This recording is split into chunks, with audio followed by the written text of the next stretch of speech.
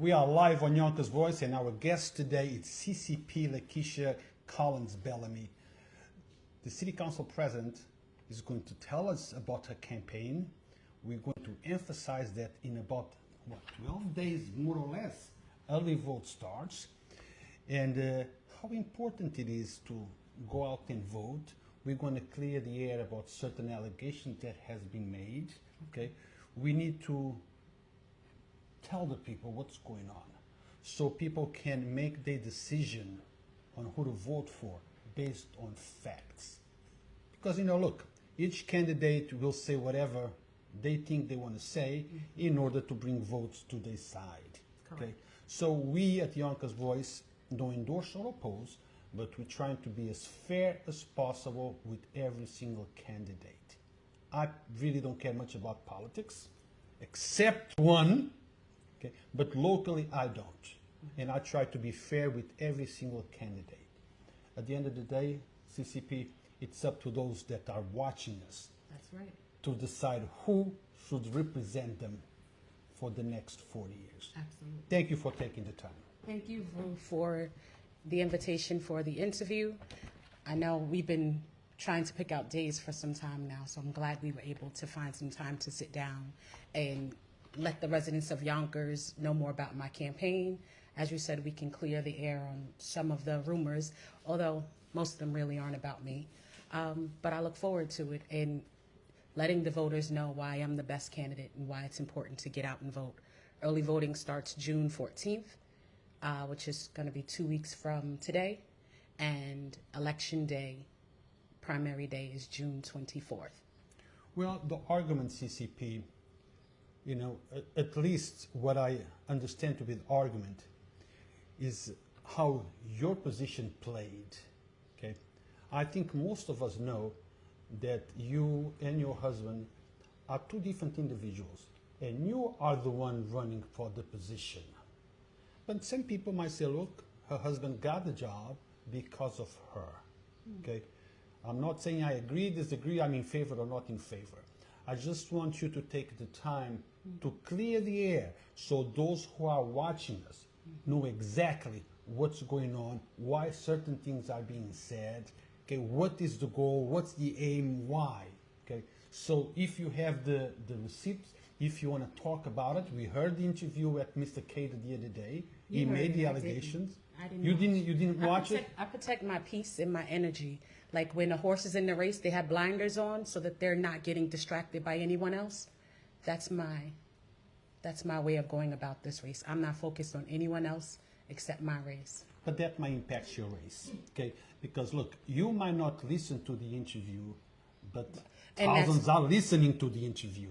And that's why I'll bring receipts for mine, and I wish he had, and I'm sure he didn't, or else he would have said that he brought his rent receipts, right? You want to tell me what Sure. you're talking about? So you asked a question about my husband and his civil service job. The truth of the matter is, in 2021, the Yonkers Police Department issued an announcement for a civil service exam for a police officer. The exam took place in September of 2021, before I was an elected official. My husband took the civil service exam. My husband passed the civil service exam before I was an elected official. So the question you ask yourself first is, so because I made the decision to become an elected official, should he no longer be eligible for an exam that he had taken and passed? So he took the exam, he took the physical exam, practice exam, and if you've met my husband, Rue, I know you've seen him. I know him. He's a younger gentleman, so Yes. he is in great shape. He does 1,000 burpees in the house for fun, so the physical exam was not difficult for him. The sit-ups, the push-ups, the run, he knocked it out of the park. He finished the run with minutes to spare. So he passed the physical exam. He passed the psychological evaluation. So when he was eligible, it didn't happen, as I believe my opponent said, like 8 months after the vote, he became hired. That was not the case. I believe the term limit vote happened in November of 2022. My husband became a police officer January of 2024, right? He was a corrections officer for New York State, since 2017, and he became a corrections officer for Westchester County in 2019. So he's passed 3 physical exams, 3 academies, 3 psychological evaluations, not just Yonkers. New York State hired him, Westchester County hired him. Why wouldn't Yonkers hire an African-American man with a bachelor's degree who does great work and had 7 years experience in law enforcement? So it's disheartening and a bit disrespectful that as a community we're always having to prove that we're worthy, that we didn't get a handout, that it wasn't affirmative action or some other entity, but our own hard work and effort that got us the job. So I didn't make any promises. There were no promises made to me for my husband's job. He earned it on his own without me. Now, I saw the video. We actually published the video that was submitted to us by a third party. They submitted, we approved it. I saw the exchange, but the exchange that we saw, was a minute or so. I don't know what happened before. I don't know what happened after. I have heard that some people felt like your husband was a little bit aggressive. I have received many texts and emails saying that he was not, okay? That all that he said was, look, I'm right here. If you have to ask me something, ask me directly, okay? All that I got, I earned it.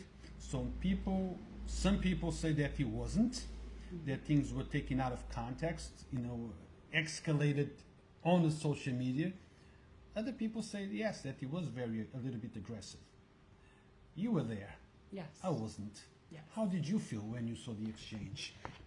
I was disappointed that he allowed someone's words to get a reaction out of him. But the issue about it that most people don't know is that this is not something new. My family has been targeted for the last 2 years, whether it's filing hatchet complaints against me, filing FOIL requests at my job, putting up a video and putting in, and I think you posted that one too, of him at my fundraiser in uniform. And then they filed an ethics complaint. I believe it was there, but yeah, it's possible. Just continuous picking, throwing things at the wall to see what will stick. So at that event, it was the first candidates forum is at BZAC, and one of my opponents made the comment, what made him so special? Like, why did he get the job? And a husband is a protector, right? And so because we've been going through this for years now, it's a bit of a sensitive spot. So when the comment was made, instead of him keeping his cool, he became emotional and said, I'm right here. Why are you asking her? I'm right here. I earned everything I have. I grew up in a house with no running water, is what he was saying. And my staff person is trying to get him to stop. And it's grabbing him on the arm. And he said, let me go, because he wants to make his point, not because he was going to hit her, strike her. She's one of my staff and a close friend of his. So there was no aggression, like him attacking a woman. That wasn't the case at all. She was trying to get him like, come on, let's go outside. He was not removed from the event. He didn't even go outside. Simply, one of my friends said to him, they're trying to bait you. Stop. And that quick, he was just like, you know what? He stopped. And I sat there and looked at him. I didn't move. I didn't get up. I didn't say a word. But he was passionate about, why do you continuously say, I didn't earn what I have? And that was a trigger for him, and he reacted. It wasn't aggressive. He wasn't walking up to anyone, like threatening them bodily harm. That wasn't the case at all. He spoke passionately about his feelings and how he believes that he earned his job on his own. And as quick as it started, it ended. This is the world of social media, so someone there was recording, and it got posted anonymously on your page. No, it wasn't posted anonymously. That's not a real profile, but okay. No, it is, because I know the person. Oh, okay. MJB, something like that. MJ Barbosa. Yeah, Barbosa. It's actually a real, a real profile. Well, look, in fairness, if I was your husband, or if somebody was talking about something that touched me personally, I think I would have reacted in the same way. I would have tried to make a point. Look, you're talking about me, I'm here. Ask me. Right, I'm like man to man, Yeah. not with my wife. Again, I wish he wouldn't have said a thing. I'm like, we have banter, and I probably have said something meaner than "why'd you earn it?" And I don't get that reaction. Like, you have to have tough skin, but we're all human, and I think that's what people forget. Like, when you become a public figure, people feel like they can say what they want to you, about you, whether it's on social media, under profiles, or in person, and that you're not supposed to react. But at the end of the day, we're all human. We make mistakes. Sometimes you react to things and wish that you hadn't, and it's unfortunate, but it wasn't aggressive. He wasn't attacking anyone. He wasn't threatening anyone. He was simply saying, I earned what I have. I work hard for everything I have. I grew up in a house with no running water. Like, people don't know his story and what he's been through. And unfortunately, because I'm running, they're trying to use him as a weapon in this race instead of sticking to the issues. It's unfortunate. Well, there was a comment here from Mr. Cater, but unfortunately, seems like the comment disappeared. I don't know if it was deleted by the author, by him, but the comment is no longer here. On my last interview with Mr. Cater, he challenged you. He said, Lakisha, anytime, any place, anywhere, I'm prepared for a one-on-one interview with you. We invited you. You said that at this time you declined, you were not interested. This is not a two-way race. So why would I give one person the privilege of sitting next to me to talk about a race that includes others? That's not fair to the others. It's not a two-way race. So I'm not interested in a one-on-one debate with one opponent. I'm running my race. He should run his. We've had several. Now I believe 2. There is one more, League of Women Voters, coming up, and I believe Park Hill has asked for candidates for him. Those are the places to have those conversations with all of the candidates present. So I'm not interested on a one-on-one with any of the candidates. Look, I'm following the race, and it seems like the top contenders, okay, might be you and Mr. Cater. The others might be offended by that. But Well, they might be. That's that's life. I'm not here to please everybody. I'm here as a Yonkers resident, looking at the race, and how do I feel? I feel that the top contenders on the Democratic side might be you and Mr. Cater. Okay. I'm not undermining anybody else. Maybe the other ones have a good choice, a chance, but that's how most of us are seeing. Okay. It's going to come down to that. I respect that opinion. Okay? It's just an opinion, not an endorsement. Now, you said to me, I'm doing an interview one-on-one with you, and I'm bringing the receipts. Tell us about the receipts. You just spoke about the rent. Okay? Is there any other thing that you want to address before we go into why should you be the person for this job? Well, I think one of my opponents who left office in disgrace knows why they left office in disgrace. There was an investigation into a number of things, one of them being whether a contract with taxpayer dollars were given to his landlord in exchange for him no longer paying rent. That was the most serious allegation. The other was mistreating the women in his office, right? Both of those accusations were made. I spoke with the person who wrote the email. I have not ever heard my opponent say, that's not true. What she said is not true. I've never heard that. The individual says, yes, it's true, but I just want to move on, right? When I saw the letter published in the Tribune in 2021, it seemed sincere in the sense that it wasn't trying to bash him. It was matter of fact and ended with, I wish you the best. So I didn't see it as a person out to get the individual, and I believed it. And it's a shame that when people speak of mistreatment and issues that they've gone through, that people tend not to believe it until they see it with their own eyes. So that individual chose to not pursue it, and I respect that. As far as the rent at 733 Yonkers Avenue, I have not ever seen a rent receipt produced by that individual to show, yes, my landlord was my attorney, and I gave him a no-bid contract for $60,000 a year, and I believe he was there for 4 years, so $240,000, and I continue to pay rent. I have not seen that. And as I said, when you're faced with accusations and someone says, hey, you didn't pay rent, the first thing I would do would be produce a rent receipt. It's like he's asking for checks and balances, and we're asking for the checks. Where are the checks? Where are the checks that he paid the rent to the landlord at 733 Yonkers Avenue? Hasn't that been resolved yet? No. Did you ever see a rent receipt? Did he ever send one to you? Was it ever posted on your page? No, we didn't.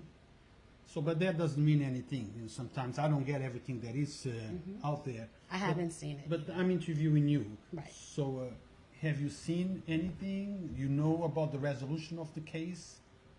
I know I haven't seen a rent receipt, right? I know that investigation was done by an independent person, independent attorney that said, yes, we have proof. I believe from reading it, it's 500 pages, so I didn't read all 500. But what I did read was affidavits when someone is sworn under oath. And under oath, people continue to say, yes, I knew that there was no rent being paid. I said, fix the situation. This is one of the attorneys from the law firm. I told him to fix the situation, and by fix, I knew that meant to start paying rent, and that never happened. Well, you have, let's say, hello to Jamie Goldstein, who says, hello, Keisha, I am with you. Hi, Jamie. I love Jamie. I see Jamie everywhere, and Yonkers, resident near School Street, and is an awesome friend. Yeah, Thank you for joining us. Good friend of mine, too. Thank you for joining John us. Van Nostrum says, good morning to both. Good morning, John. My heart is continuously with you. I don't know if you knew, but John lost his wife to cancer. Yes. May Laura rest in peace. Our condolences to you and your family, John. Mary Solman Sebo, Pepsi Martinis are watching. Mi hermana. Yeah. Johnny Peterson too. Nice mics, good room. Thank you. Right, Thank we you. stepping up. Yeah, Shout out to Yonkers Voice with the mics. We stepping up. It's all those political campaign donations that he's getting to hold interviews. We got new mics. You had to say that. Right? Why not? Hey guys, you know, if you want to support us, you can send a donation because I need 2 more mics. Lakisha, now let's move to Duais, okay? Look, it's a tough race. Too many candidates, but only one are going to represent the city council president, okay? Only one's going to represent the city of Yonkers as the council president. How many are there? 5, 6 candidates? There are 5 in the Democratic primary. There are 2 Republicans, and I believe there's also a Working Family Party primary as well. Why should you be the choice? You know, Rue, 4 years ago, when I decided I was going to run for council president, it was one of those last-minute things. It was January of 2021, and I said, you know what? I'm going to run. The fire at 1 Glenwood had just happened, and I had single-handedly decided to write to HUD to get the money returned for the residents that were on the Section 8 program in the building. And I said to myself, why didn't anyone else think of that? I wanted to use our CARES Act money, the COVID money that we received, to pay for the hotel stays because of that fire that impacted 90 Section 8 residents. And from the moment I suggested it, I knew it was a great idea. I'm like, right now there's a moratorium on evictions.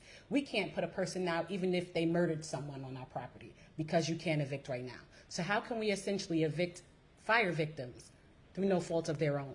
So I reached out to HUD. Initially they said, no, you can't use CARES Act money. And I presented the argument to them just like that. We have an eviction moratorium. Right now, these people have no place to go. So I was able to get their money back, able to get their rent money back, and went and met with each one of the residents individually and handed them a check. And one of the people said to me, I had just prayed to God asking how I was going to afford another night at this hotel. And then you called me and said you had a check. And that to me was, why aren't our people in office doing this?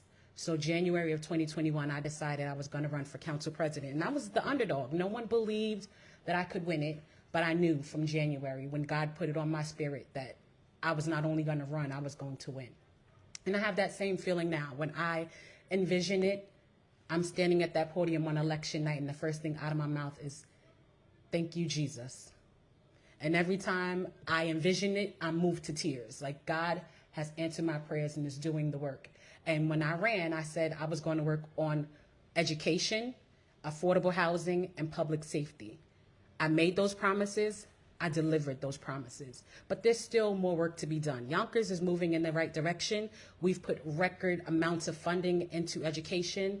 We've added more guidance counselors and social workers, special ed teachers, music and arts in our schools, because we want our kids to be well-rounded, not just learning reading, writing, and arithmetic, right? We want the kids to have sports. We want them to have music. Every chance I get, I'm bringing the students into the chambers to show us. We had chorus line there. We've had jazz in the chamber recently, just to highlight and showcase our students because they're so talented. So I believe in them, and I'll do everything I can to make sure that they receive the funding necessary. When it comes to affordable housing, the city and the mayor said yesterday when the governor was here, we've built nearly 1,600 units of housing here in Yonkers that is affordable housing. The ordinance has 10% requirement. We've built 22%. So just because on paper it says a 10% affordable housing ordinance, we've still gone above and beyond. And as I said, the work is not done. So myself, along with the mayor, will keep pushing Yonkers forward. Right now, we're dealing in uncertain times with DC and whether or not we're going to have funding.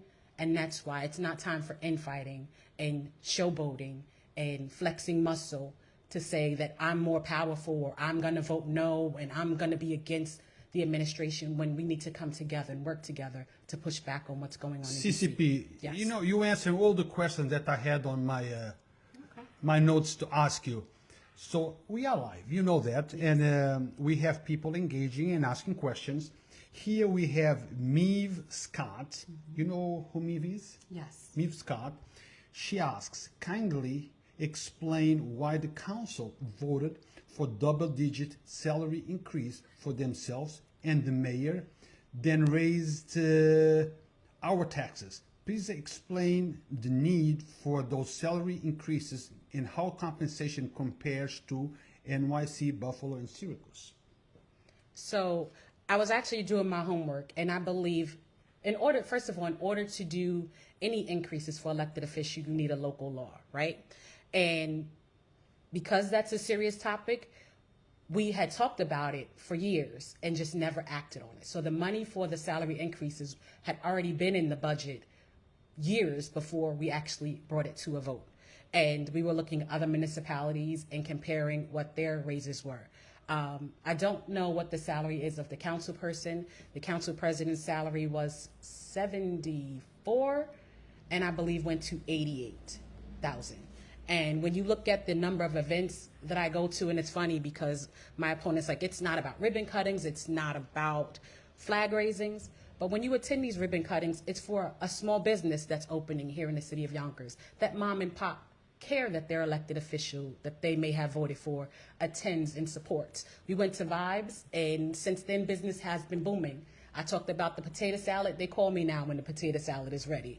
I've been not only talking about it, my actions when I go there on a regular basis. You sound like me. Actions, right? not words. I'm telling you. So the increase in the council president's salary was about $14,000.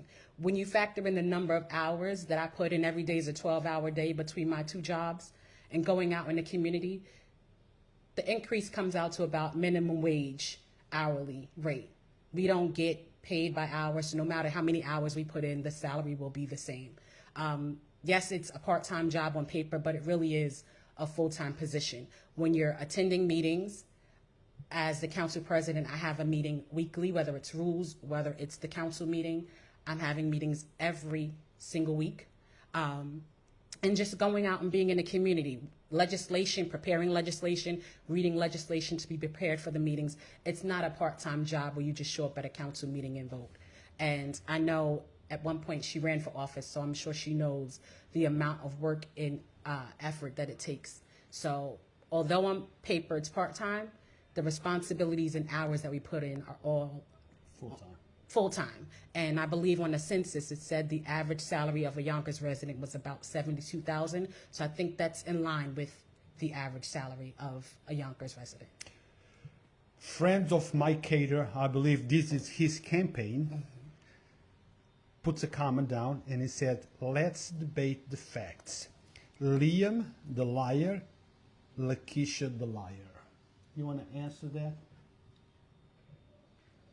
I never commented on his post, but however, we could talk about, since I'm a liar, residents of Yonkers, look up River Bay versus, and I'll tell you,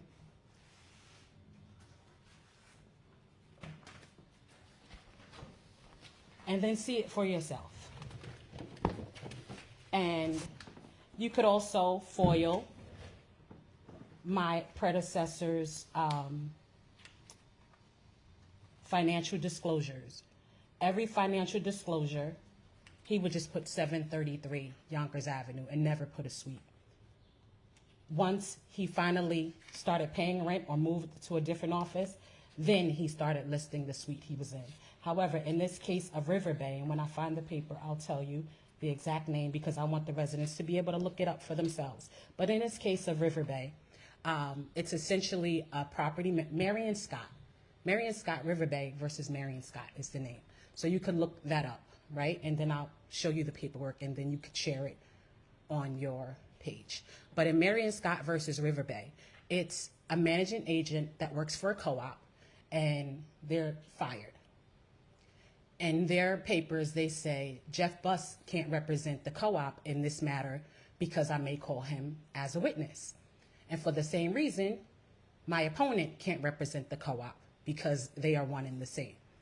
My opponent submitted a sworn affirmation, which is a sworn statement under oath that said that he did not share an office space with Jeff Buss, who was the same person that he hired as his attorney. And the judge in that case said, well, that's interesting because here's a screenshot of your website to my opponent where you say 733 Suite 200. Here's a screenshot of Smith, Buss, and Jacobs' website in which they say 733 Suite 200. The judge in the case called it troubling inconsistencies. I call it perjury, right? So my opponent submitted a sworn affirmation under oath that he did not share an office space. The judge said, here's your websites.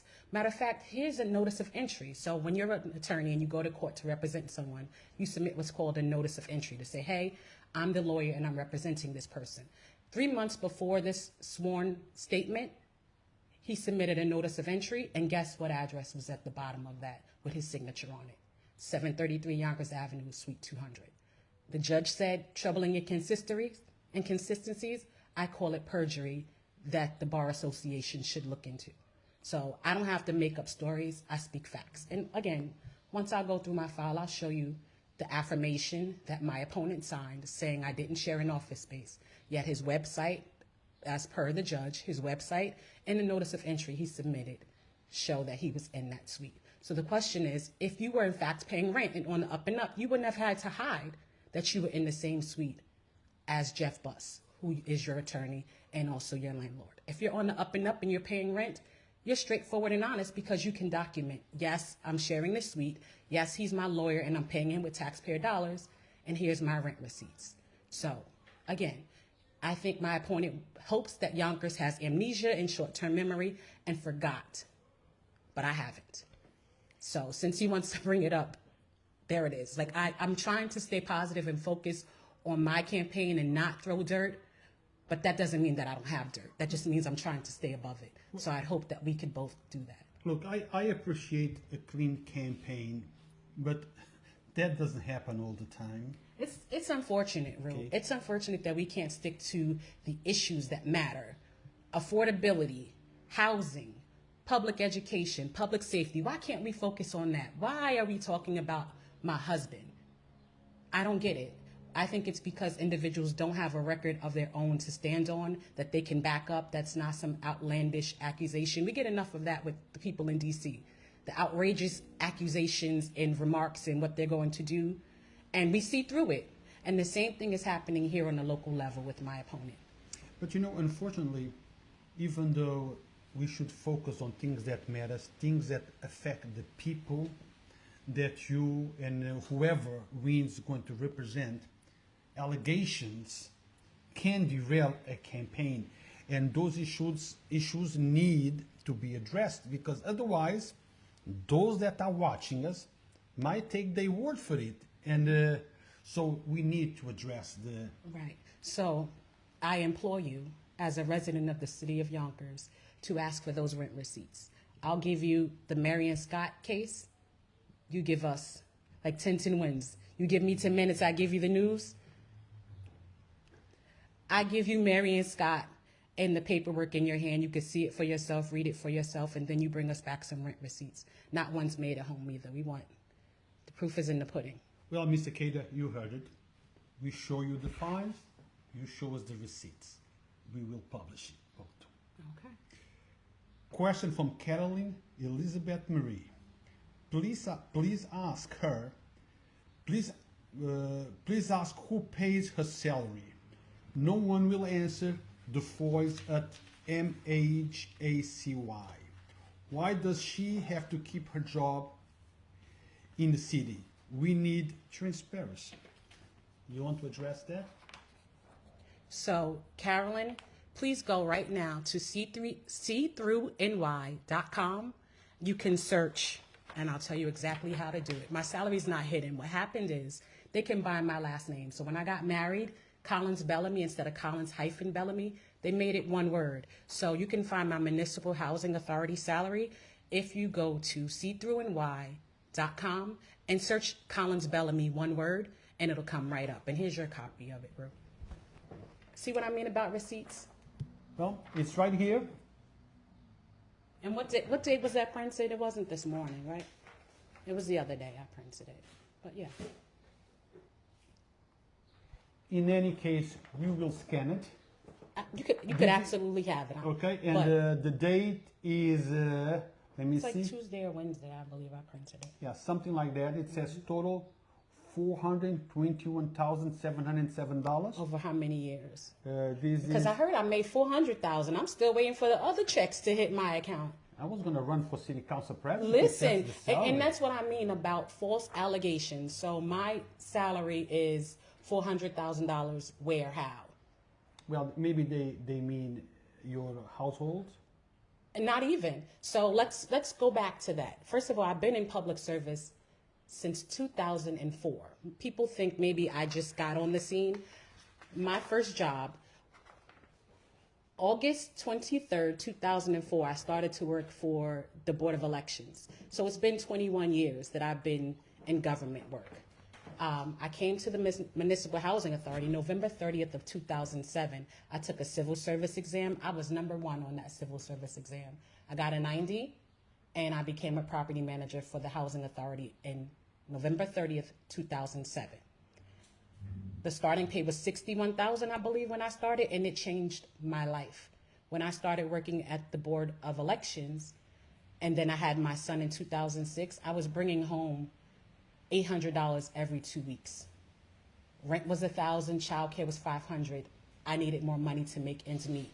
And what I usually did when I was unsatisfied, I went back to school. So I got my master's degree from Marist College. I have a master's in public administration, and took the civil service exam for the Housing Authority for tenant supervisor. They could fact check that too with Victor Pacheco. But I took the test in June of 2007 and was hired in November of 2007 as a property manager who had a master's degree. In 2012, I decided to go to law school while still working full-time with the Municipal Housing Authority, going to school in the evening. Started out as a part-time student, became a full-time student while working full-time and raising my son as a single mother, going to law school in the evenings. I graduated in 3 years with the law degree from New York Law School in 2015. I sat for the bar exam, passed it the first time out the gate, and became an admitted attorney in 2016. In 2018, I took a attorney position with the Housing Authority, in which I came out of my civil service title. First year was like what you would call probational, like I could go back to my title within a year. The second year, I needed to request a variance from the commission to remain out of the title, out of my civil service in the attorney title position. And then finally I came out. So that meant I no longer had civil service protection. In 2000, and I'm trying to remember when Chuck Chuck. He's talking about me right now. Shanae became the council person.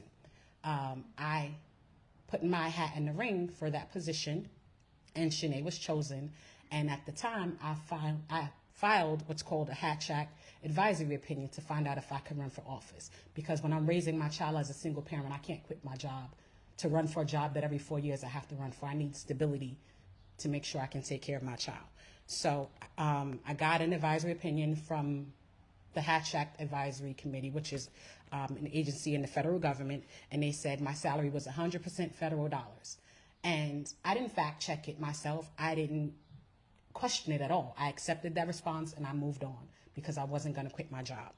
And I think I have the advisory opinion here now, but in 2020, again, I think this is all God putting his plan in action. November 2020, I asked again for an advisory opinion. I asked the Housing Authority the source of my salary. They said COCC 50%, Section 8 50%. Section 8 money is, of course, federal money. COCC, I was not sure about. So I got an independent professional response. Our COCC funds, and this is Central Office Cost Center. So let's say the main office of the Housing Authority delegates my legal services to the properties and bills for it. Is that money federal? And the opinion I was given was no, that's defederalized funds. So the Hatch Act, you are not violating. November of 2022, I have an advisory opinion that said, no, your salary is not entirely federal dollars, therefore you can run for office. And I got another one this year, just in case. I'd rather dot my I's and cross my T's and cover myself. When someone's always out with allegations, you make sure you have your stuff in order. So that's what I did. But my salary is still the same, still paid by the Housing Authority. In 2020, it wasn't a Hatch Act violation. And in 2025, it's still not. So my salary is not hidden. They just misspelled my name on C through and Y, and that's why I believe she couldn't. It didn't come up unless you know what to look for. Because the first time I didn't see it, so I know like when you go to the drop box, it's just like public authorities, municipal authorities, then Yonkers Housing Authority, and then it gave me every person, and I went through looking for myself, and that's how I found they had misspelled my name. That's how you found out why your name wasn't coming. Right, but if people would ask me that, I could tell you that, but instead they don't ask me. They ask around me, so I'm glad I got to address that. No, we need to transition into other things, you know. And but before we do that, I have a comment here from Carol Conklin. We already have had many conversations, and I know you advocate to represent people with disabilities. But I feel it is important for all to hear. So can you please share your thoughts? She is an awesome advocate, and thank you, Carol, for all that you do. But, you know, sometimes when you aren't aware or you have all of your abilities, we take for granted when people have limited abilities. So Carol has been awesome in the sense of getting our newsletter, getting our post, so that people with different abilities are able to read our newsletter, see our posts on social media. So she'll say, hey, make sure you have closed caption for the people who are visually impaired. They can listen to it. And I'm like, no, again, we wouldn't automatically think of that because we take it for granted because we have all of our abilities. So my administration has been trying to be more inclusive, including individuals with different abilities, so that they can fully participate, and they have a wonderful voice and advocate in Carol, and I do my part to ensure that we're inclusive of all. Now, let's now talk a little bit about current issues affecting the residents of Yonkers. You are not a council person, you are the president of the council members. So you're basically a council person for all the districts, correct? Correct. I run citywide. Myself and the mayor are the only individuals who run citywide. The other 6 council members run in their respective districts. Let's talk a little bit about what's going on in Palisade Towers. Okay. It affects hundreds of local residents. We know that has been, a year? More than a year? August would be a year. A year will be a year since, we had a problem with the heat and gas. some people are saying that you're not doing enough. Okay. So some people are saying that you are doing enough. You're doing all that you can. I'm not here to judge. No. I'm just here to give you Set the platform. Straight, and exactly. I appreciate it. That's all that I'm here for. So maybe you want to talk to the people who Absolutely. are watching us and tell us exactly what's going on. Okay, so first and foremost, let's talk about the organizational chart of the Municipal Housing Authority. I'm an employee of the Housing Authority. I'm not the CEO.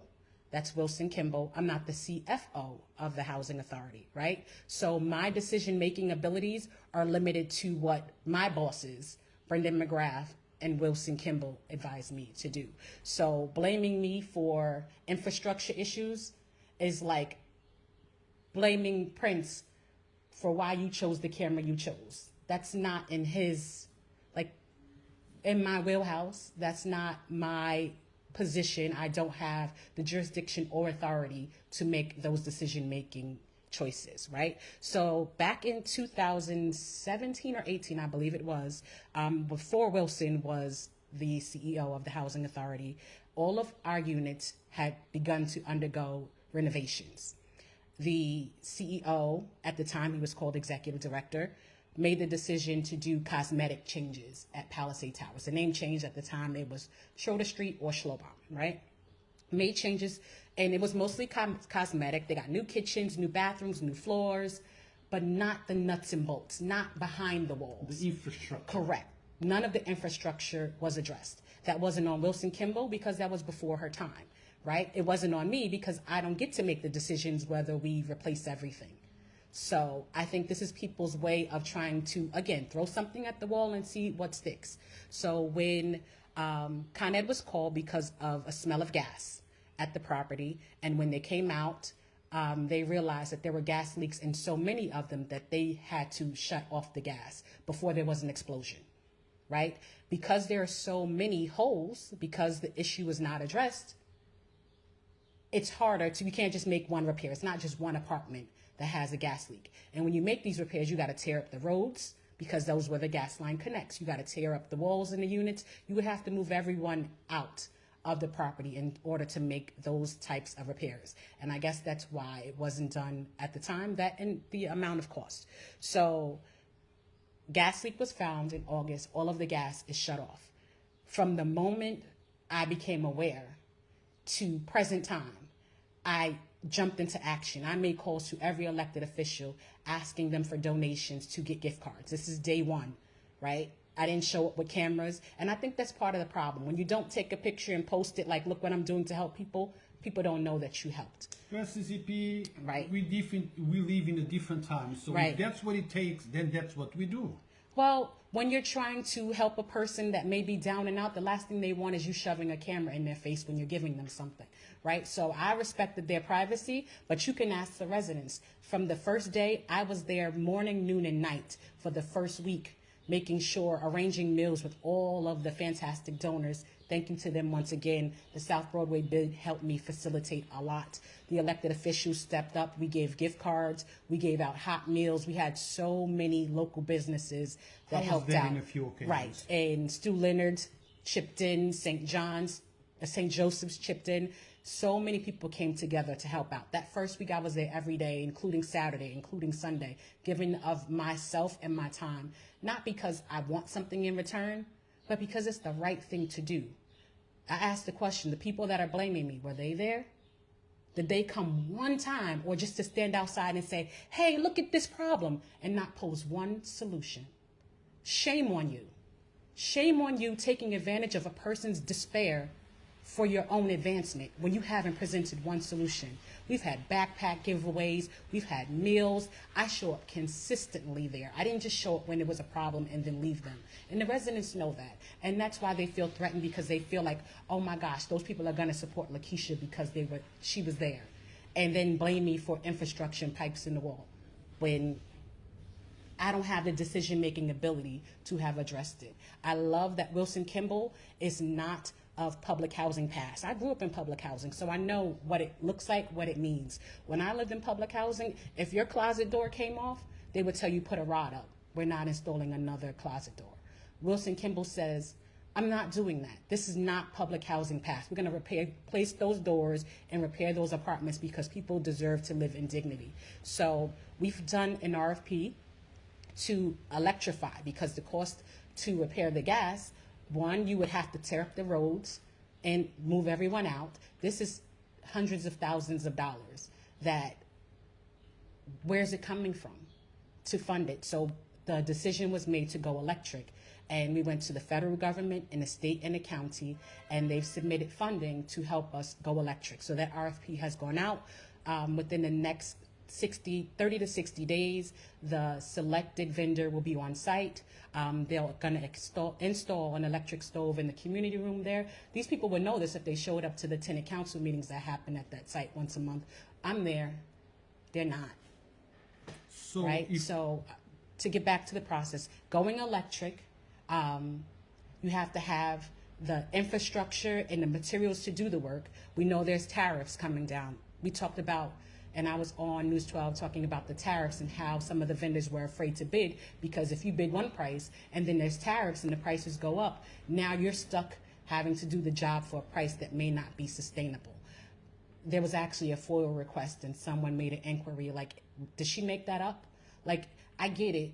We live in a time where people say outlandish things, especially in DC and now here locally. People say things without proof, and that's why I come with receipts today. But I've been on the ground with residents from PT from day one, continuously checking in, attending the tenant council meetings every month to get updates, to hear what they have to say, and to bring information. When they talked about one of the Iridani Rivera came to one of the meetings and said, you know, we don't have gas, so we don't have laundry, and I have a special needs child. It's hard for me to walk from here to School Street to do my laundry. If we could get a ride. And then guess what we did? A month later, we had shuttle service put in place to get the residents from Palisade Towers to School Street just to do their laundry. So now, CCP, if everything goes according to plan, what is the projection to have this issue resolved? If everything goes as planned, the repairs will be done before the end of the year. Before the end of the year. Yes. There is a question here, again from Kellen Elizabeth Marie. Will you bring legislation for the 5th term? Because people are talking about the possibility of a 5th term. How do you feel? Where do you stand on that? I know that Yonkers is going in the correct direction, and the residents of Yonkers believe that they are. The mayor has said over and over again that he's not interested in the 5th term. Oh, you told me he wasn't interested in the 3rd. You told me what? Listen, I believe him that he is absolutely serious. However, I believe term limits also are based on the voters. My predecessor was term limited after one term, and it didn't require any legislation. It was the will of the voters. So I believe that to be the case. Term limits don't matter. Other jurisdictions don't have set terms for their elected officials, and it works. The voters have the say of who is the next mayor, the next council president. So term limits to me just mean the will of the people. Yes, I remember interviewing Mayor Mike Spano about the 3rd. I said, Mayor, any chance? He says, no way, Ru, I'm not going for the 3rd. Then I asked him the same question for the 4th. But like you said, at the end of the day, look, if you don't agree with whoever is running, vote for whoever is the other person. With the term limit, let's say you think that the mayor's doing a wonderful job. If he's term limited, you don't have the option to pick him again, even if that's what you want to do. So we limit choices for a group of people that may want him to continue. And that to me is what's unfair about it, because now you don't have that choice anymore. Whereas that legislation opened up the choice, and the people of Yonkers spoke loud and clear. But CCP, you still didn't answer my question. Would you go vote for the 5th term? I'm not going to say no that I wouldn't. That's not the reality. But what I'm not going to do is tell lies, right? So you've reserved your decision. I reserve my decision, but I'm not opposed to it. And right now I'm not for it because it's not before me. So we're speculating. I don't believe that he wants a 5th term, but I also believe it's the will of the people. In Yonkers, in the last week or so, we had an incident, actually 3 incidents, on the same day affecting local businesses. And all those 3 incidents that started at 6:30 a.m., I'm going to give you the timeline just in case you don't know. Dock Street Deli Store was robbed or attempted at 6:30. From there, that same individual walked into La Piñata Bakery. Then at 1 o'clock, the liquor store, same individual. Our police department did an awesome job. Second to none. Second to none. The individual is under arrest. But it poses a problem, not just with shoplifting, people taking things from the store. It's affecting the local businesses in the area, not just in Gary Square, other areas as well, even big stores. Shoplifting, crime, homeless, it's a problem. Do you have any plans to address that? I understand the homeless issue is a county, but guess what? They are here in Yonkers, and it affects us here in Yonkers. So what are the plans? So I believe we need to have more individuals, more police officers patrolling the downtown business district. I had been in constant contact with the business owners. I didn't just show up there for a photo op with one piece of cake. I go there on a regular and frequent their business. But they know that. But it's hilarious that some people just use... Sorry, you get free cake there? Because No, I don't get... I said frequent. Oh. No, I pay... I swipe or no swiping. I was ready to file a complaint. I would file one too, but that strawberry shortcake is my favorite. And I usually go there to get the platter of cookies. Like when I'm going to meetings, I bring the residents cookie and I pay for them out of my pocket. I frequent the business. I'm a customer, right? But so I was in constant contact with them from the minute I saw what happened and up into, do you need my support? Do you need me to advocate? Staying on top with the police department to know what was going on and then to see the arrest happen. And the business owner just said, I hope they get the help that they need. So people with compassion, I understand that crime happens everywhere and has been happening since the beginning of time. We have to ensure that residents are getting the services, and that's why we need to continue to have funding like CDBG funds coming from the federal government so that we can work with other entities that provide, whether it's mental health or drug abuse services, to help these individuals. If they're addicted to drugs, they're stealing to get money for their habit. If they have mental health issues, maybe they're dealing with something internal that causes them to react. We have to get to root causes, but also we have to do prevention. So having the police department patrolling the area is a deterrent to crime. And I don't know why people commit crime in Yonkers, because you're going to get caught. Like we have a police department second to none, and I am so proud of the work that they do. Yes, but look, we have a problem that it's a multi-type of a problem. It's an equation. It's not just the homeless problem. It's also the local business problem, because the homeless, it's affecting their businesses. Lots of people don't want to come to Gary Square, even though we have a very nice bakery, but a lot of families don't want to come down, not to be exposed to things like that. Maybe somebody overdosing on a corner, somebody's going to the bathroom in a park. They just don't want to be exposed to that. So this equation, we need to find a formula that can resolve those issues. Absolutely. Also, just giving housing to the homeless is not going to fix the problem either. Especially if they don't want to be in the housing. So we know from having interactions, and there's different groups like West Hab that deal with these issues and have street teams that go out.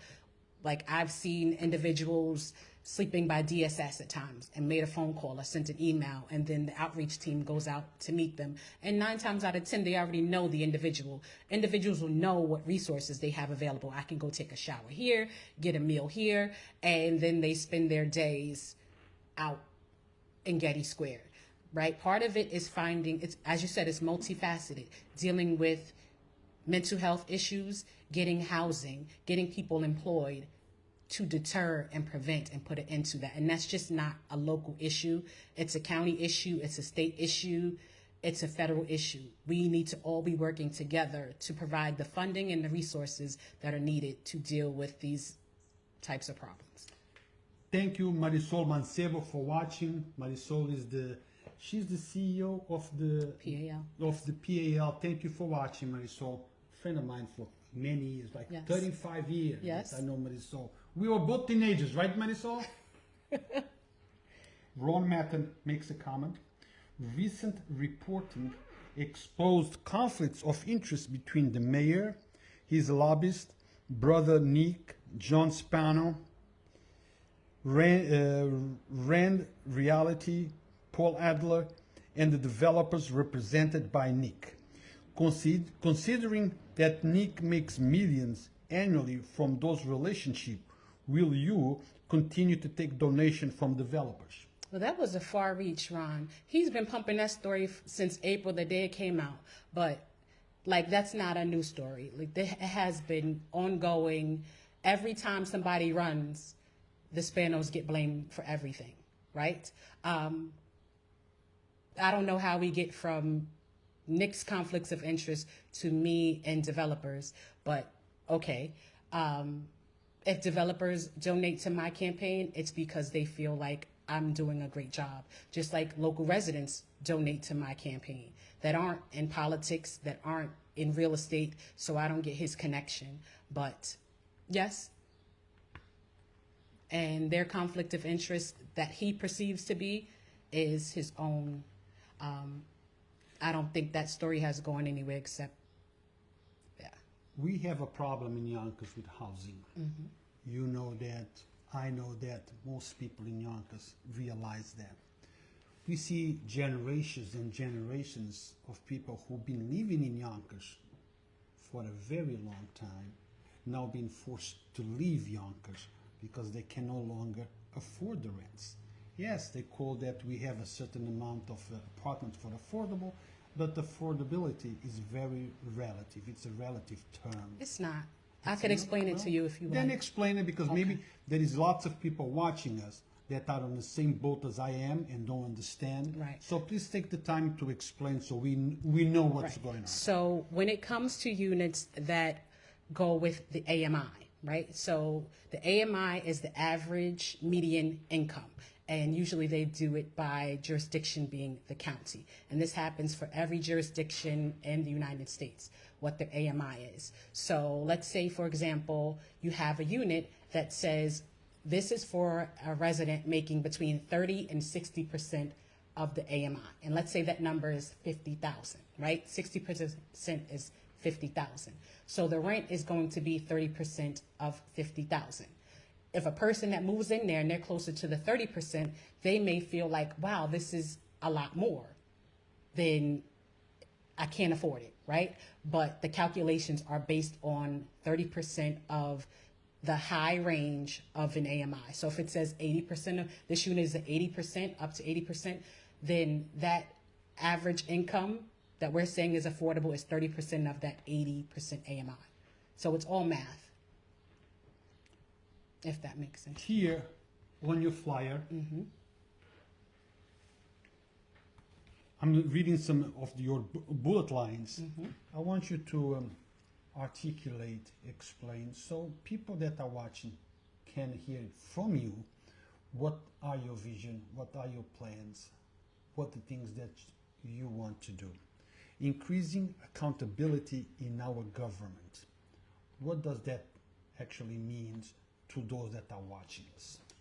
So some time ago, I passed legislation that required the ethics committee meeting agendas to be posted online. So that's transparency. I believe that we should have all information, government actions taken, posted, readily available for the public to have access to.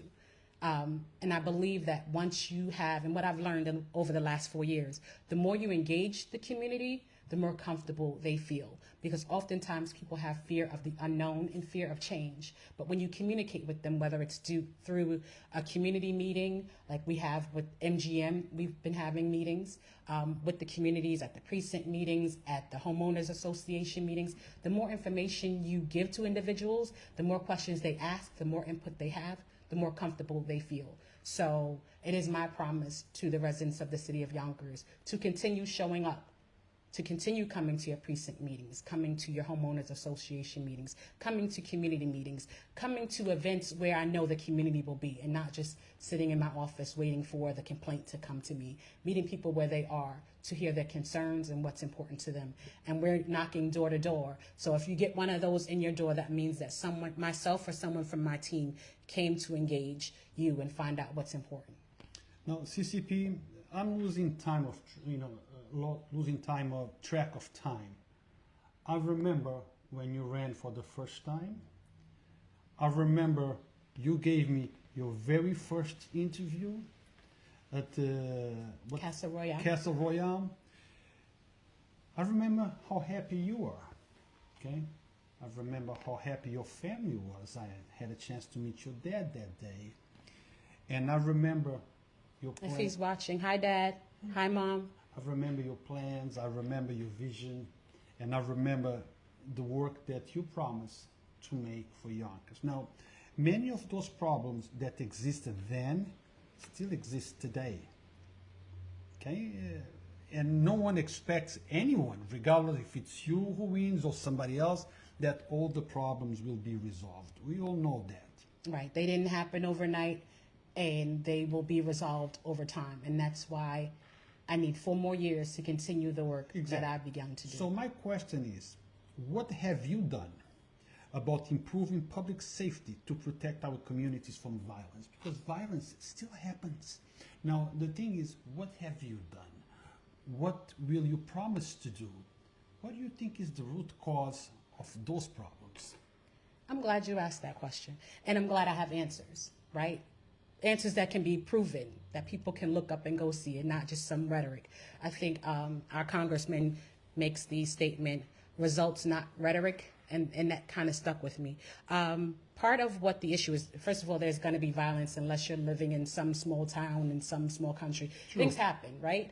Yonkers is the 3rd largest city in the state. We don't have New York City issues on the level that happened in New York City, that happened in Rochester, that happened in Buffalo. We don't have that because Yonkers is safe. Now, of course, there are going to be incidents that happen, but ask yourself, how many of those incidents here in Yonkers go unsolved? I believe our police commissioner said in their hearing that their solve rate is almost close to 90% when it comes to crime. So putting money in the budget for capital improvements, to put more cameras, to put more equipment, to put the drones that help them solve the crimes when they do take place. To crime prevention, just in this budget that we just passed, I requested and was able to get in the budget $200,000 for SNUG. SNUG is doing an amazing job, and I speak with them frequently when it comes to incidents going on in our community. I see them in the schools speaking with the students. So they're doing the work, they're boots on the ground that are doing the work, because we see a lot more and more throughout the nation that crime, the kids are getting younger and younger. Now it's 14-year-olds committing crime. So we have to reach them before that, whether it's in the schools, having change agents, as 914 United, Jonathan Alvarez says, change agents, people like my husband, they want to use, and you talked about it, so we might as well bring it up. Text me about it. People want to use my husband as an example of something wrong, right? Whereas when you have individuals that have been through things in life, they can speak directly to an individual about decisions you make in life and how they can impact the rest of your life. Whether you have valid change agents, not someone that hasn't been through anything telling you, oh, you shouldn't do that. When you have positive, credible change agents, my husband is one of those that can talk from experience. Here's what I grew up. I didn't have a mom and dad in my house. I didn't have running water in my house. From 12 years old, I've been on my own, and I'm not here to tell his story, right? But being able to have positive role models in your life is what our kids need. And that's hiring more black and brown people who look like the youth here in this community. Be the change, right? We have individuals hired that can speak to the experience that our young kids are facing. We have SNUG, individuals like SNUG. They've been through things that can speak to our kids. They can relate to exactly. those problems. Here's the path I took. Here's where it got me. I spent 10 years in jail. Don't do that. As opposed to some teacher that, you know, the kids can't relate to, and in their mind probably like, oh, you capping, or you don't know anything about what I've been through because you didn't have my experience, right? To speak to those individuals and meet them where they are to make sure that they aren't making the same decisions that were made by other individuals and can learn from other people's mistakes, right? So I think that's what's important. Putting more money into the police department to help with deterrence and to help with having the necessary equipment, because the police and fire put their lives on the line every day for us. You just saw we had 6 fire trucks. That comes from capital investments that I voted yes on in the budget in order to keep our residents safe. And agencies such as SNUG, the PAL has great programs, whether it's baseball, boxing. Brother to Brother has an excellent boxing program. The Hope Foundation, I can go on, and I'll let them tell you how I assist. But working hand in hand with community organizations that actually do the work, right? And not just showing up saying, oh, here's what I did. Like, I don't speak about it because that's for them to tell. I just support them and make sure that they have the necessary resources to help our youth. Talk about brother to brothers. John Morrison, he's watching us. How you doing, Hey, Brother John. Killer B, love you. Guys, there is a fight coming up, okay? You know, Next Saturday, I got to get over there and get my front row seats before they're going, because if I'm not ringside, if it ain't front row, I can't go. Okay, like I told Prince, if it's raining, I'm not shiny. Okay. So guys, we all talk about supporting our local businesses, but we need to do more than just talk about supporting our local businesses. We need to actually support our local businesses. So fight is coming up next weekend.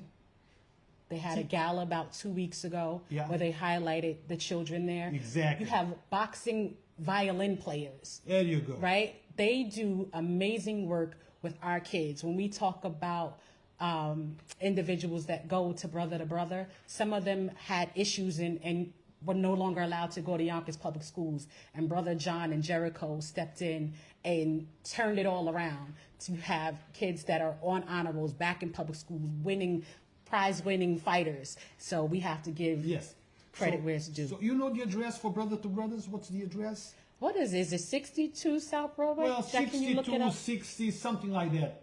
Go to Gary Square. Right next to Rainbow. Next to Rainbow. Look for Brother John or Jericho. Get your ticket. Support the events.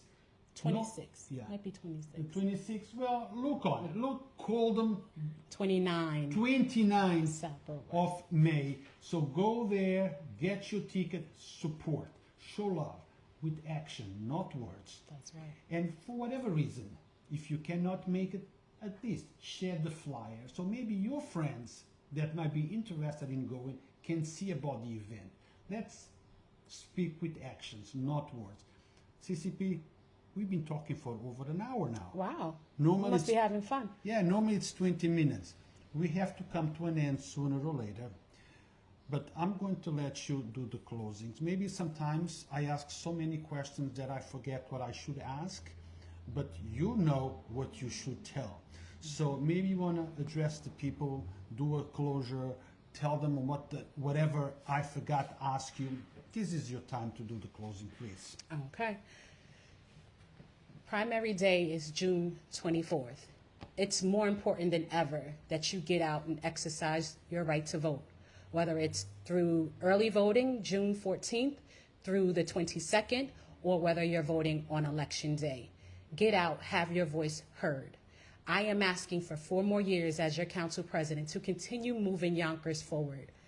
4 years ago, I said what was important to me. I delivered on those promises. Promises made, promises delivered. I will continue to work with you. I will not grandstand or just vote no on things just to prove a point. My opponents want to throw mud instead of discussing what the issues are. And it's unfortunate because they don't have records to stand on, or they left office in disgrace and under investigation. I want to bring back integrity, keep this office investigation free, doing the work for the residents of the city of Yonkers. I can talk about all the things that I've done, but I'd rather meet you at the door and have a one-on-one conversation. So my team and I are out knocking on doors every day, because that's how you win elections. It's not huge signs. It's not throwing mud. It's getting to the voters and discussing what's important to them and telling them how you've gotten the job done and giving them faith in you, because that's what's getting me through. My faith in God is keeping me grounded in this election. I have tunnel vision with my blinders on, not focused on what anyone else is saying or doing in this race. This is my race to win. And I hope that I can count on your support and your vote for Election Day. God bless you all.